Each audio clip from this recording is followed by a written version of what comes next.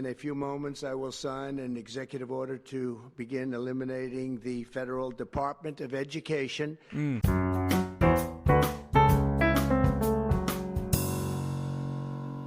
Hey everybody, welcome to another School Principal Reacts. I'm doing something a little bit different today. As you may know, it's been really big in the news. As of this past Thursday, President Trump actually signed an executive order that is supposed to get rid of the education department federally.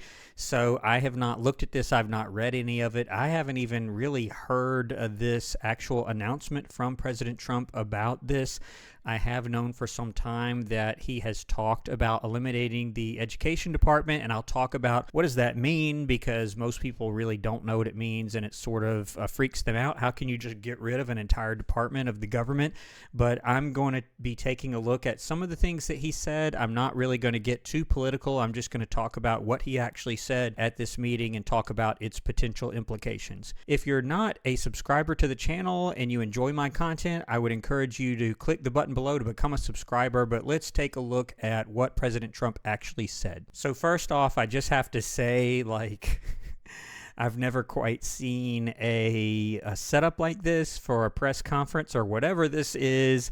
It sort of made me question whether or not I had the right video at first, because you've got these kids sitting there in their school uniforms and things, sitting at these desks, which look very authentic. It looks like they got them straight from a local school here, but they're like sitting all around. And, you know, Trump is kind of known for his little gimmicks, if you want to call them that, but really all politicians do that. You've got these desks. It does look a little strange, but hey, it's very clear from this setup what his announcement is going to be about. All right, here he is. Thank you very much, Evan.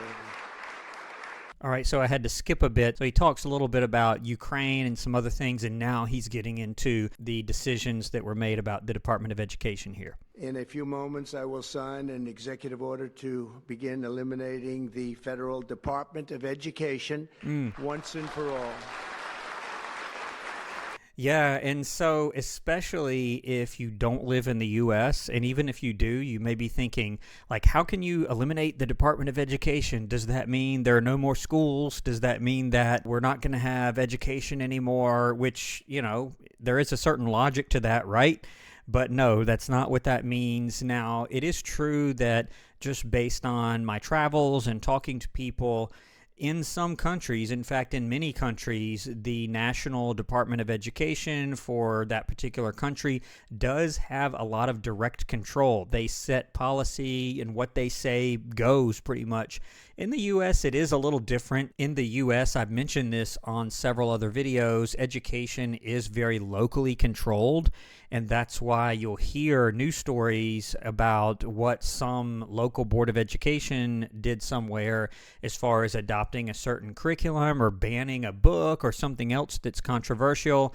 And it's because this one particular county voted to do that, and they can do that because education is largely controlled by the local board of education. Now, each state has a good deal more influence than the federal government does. A lot of our funding comes from the state in which we live, in my case, the state of Georgia, and the State Department of Education does set a lot of state board rules. They have a state board of education that largely controls a lot of the way that local school districts have to operate. But as far as the day-to-day decisions that are made in policy, that's the local board of education. Now, the National Department of Education really has to do with funding. There are a lot of funding programs that I'll talk about later in the video that if the Department of Education were eliminated, it's not that that money necessarily would go away, but the way that those items were funded would have to totally change. But let's keep going and see what else President Trump says here.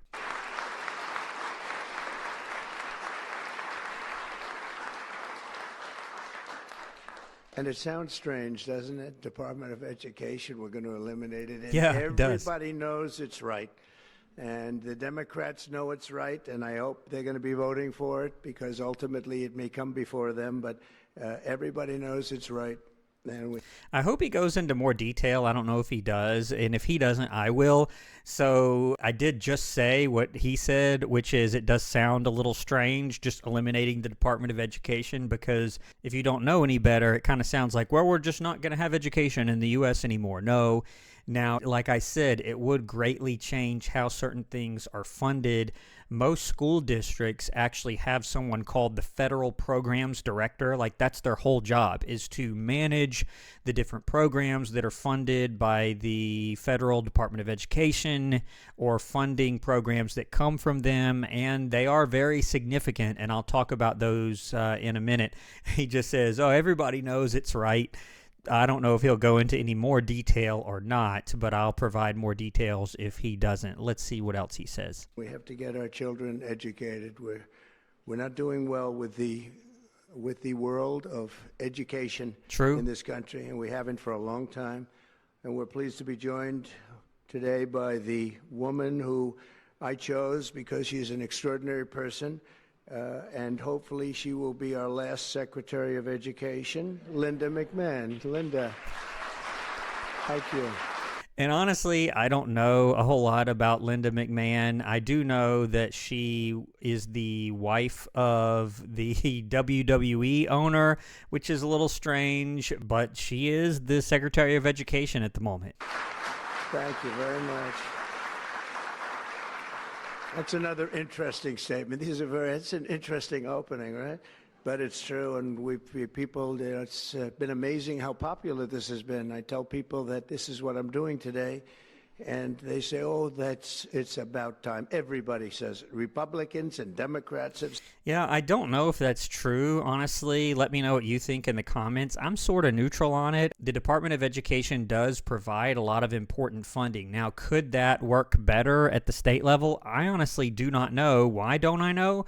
Well, we've never done it that way that I know of, as far as those massive title programs that you have, Title I and Title II and Title V and all of the different funding programs that exist. I don't even know all of them because I don't deal with them all the time, but the ones that I just mentioned, very significant, that I can talk about a little bit just off the top of my head. But does that mean that all that money disappears? No. What would probably happen is they would just say, okay, each state gets its own allocation, and then each state Department of Education has to figure out how to fund it. Now, you could argue, well, there's less bureaucracy and the states know what they need better than the federal government does. Or you could argue, no, it's better to have it in one place and there be checks and balances before you just send it off to the state, not knowing what's going to happen to it. I really don't know because we've never done it that way. Let's see what else he says. When President Carter created the Federal Education Department in Carter. 1979, it was opposed by members of his own cabinet, as well as the American Federation of Teachers, the New York Times editorial board, and the famed Democrat Senator Daniel Patrick Moynihan. History has proven them right, absolutely right. After 45 years, the United States spends more money on education by far than any other country. It's probably true. And spends likewise by far more money per pupil than any country, and it's not even close. But yet, yeah, I mean, that is sort of true. I haven't seen the numbers, but I've heard that that's true, and I do sort of believe it. I mean, number one, we do have a lot of people here in the U.S., and also it's our approach to certain things that causes that figure to be higher. What I mean by that is, for instance, special education or exceptional students, as it's known many places, is very different here in the U.S. Some countries, I mean, I'm not going to name any names, but there are other countries that really just don't pay any attention to that. If you've got some sort of disability or intellectual disability or otherwise, the government of those particular countries, they may not spend any extra money to really help them. It's just like, well, either you perform or you don't, and we're not going to try to help you, and we're not spending any extra money on trying to educate you or help you with your disability. Here in the U.S., that's certainly not true. Really, any student is going to receive a good deal of assistance through IDEA, the Individuals with Disabilities Education Act. if you're familiar with that. And I can't wait to hear what else he says about how this relates to eliminating the education department and how that's going to save money. And perhaps it will. I just don't know one way or the other. I know that they have eliminated a lot of the staff positions there.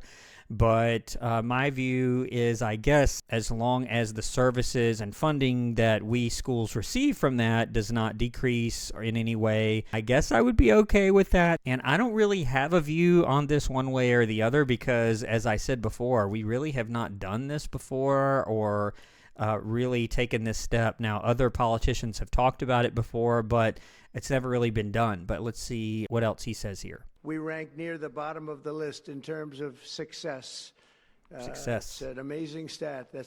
Those are two stats you don't want. The most money spent per pupil, and you're at the bottom of the list. And that's where we are, like it Which or list? not. And we've been there for a long time.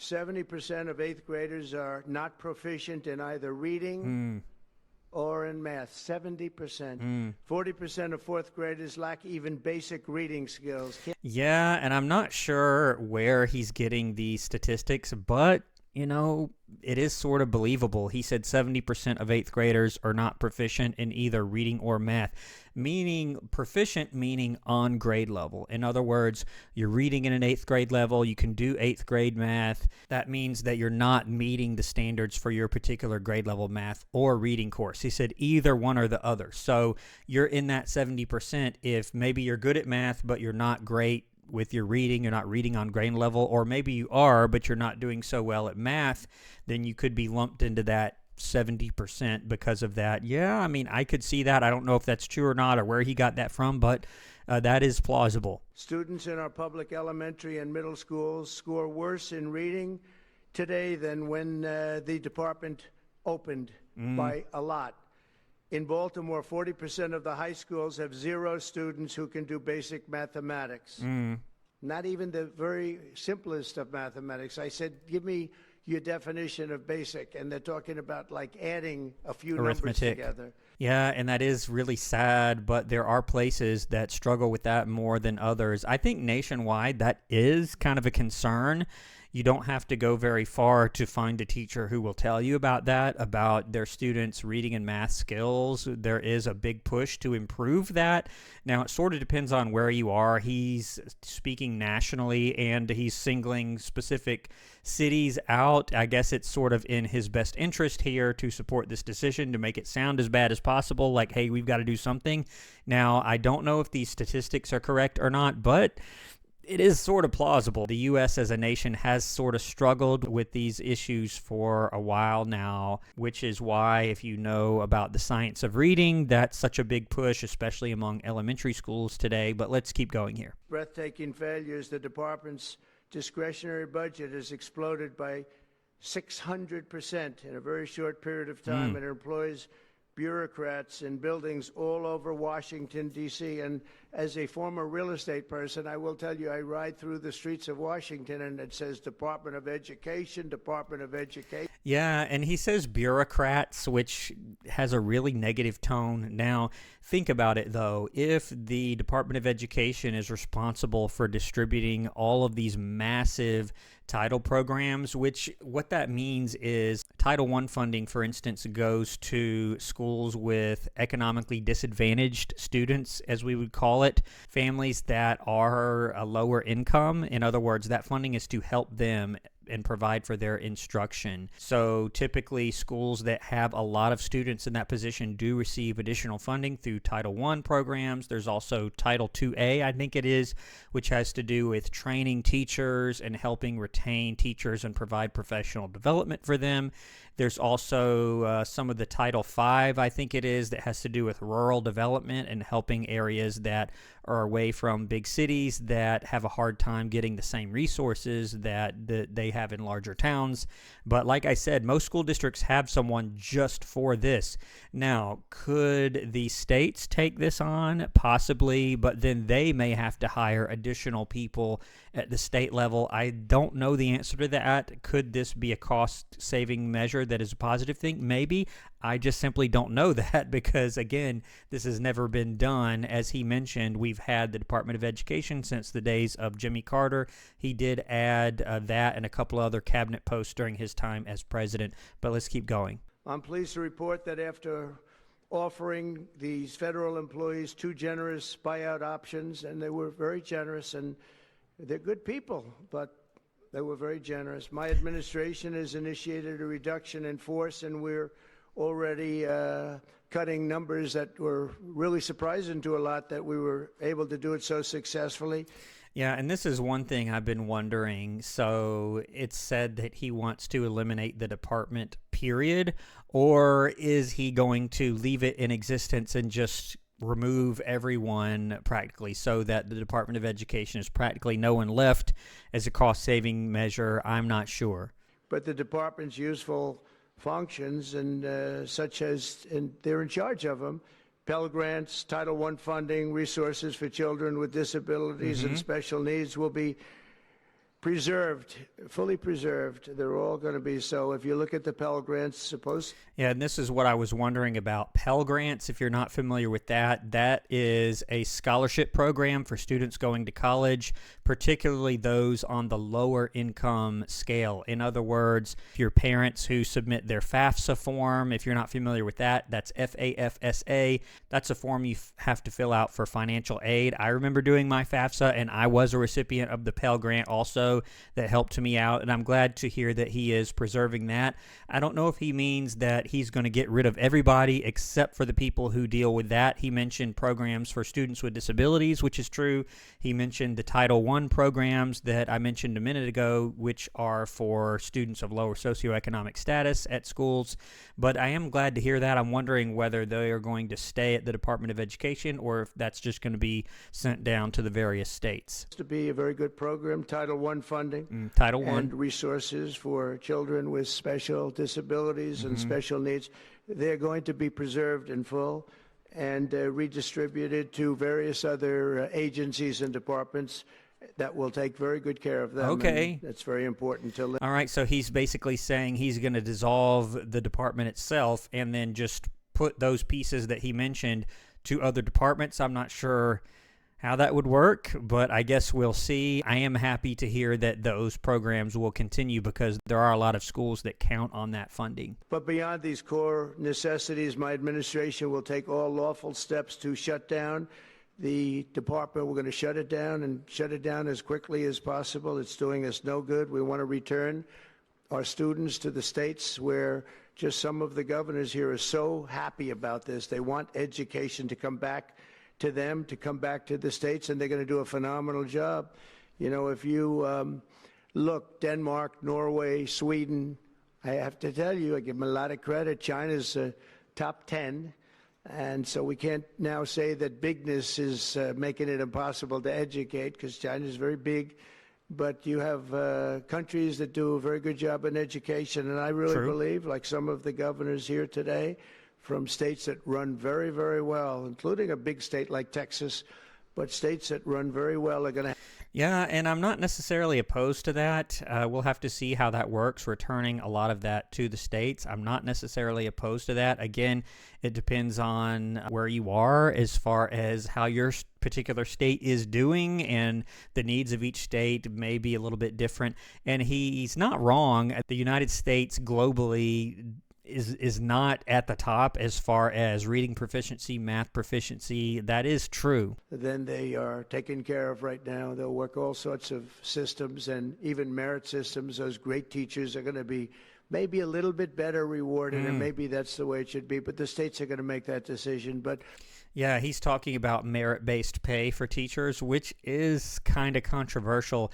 Now, at first glance, it sounds great, right? So if you're a good teacher, you get paid more, basically, for better results. The issue sometimes is how you define what a good teacher is and who exactly gets those rewards. Does it only go to those teachers that teach subjects that are tested by standardized tests, such as math, English courses, things like that? Do the other teachers that contribute to the student success get any share of that, or do they not because they're not the one teaching that particular subject? That's where you get controversial. But as far as merit-based pay, it sounds great, but when you start implementing it, sometimes it does come with its share of controversy. We want them to love going to school. We have examples of it. Look at those beautiful, bright-eyed faces. They are so smart. They're so smart. Yeah, I forgot they were sitting up there in those desks. That is kind of unusual, but I guess it sets the theme of this little announcement. Now, is anybody superstitious? Ron, are you superstitious? Let's use that same pen. And there he is signing the executive order.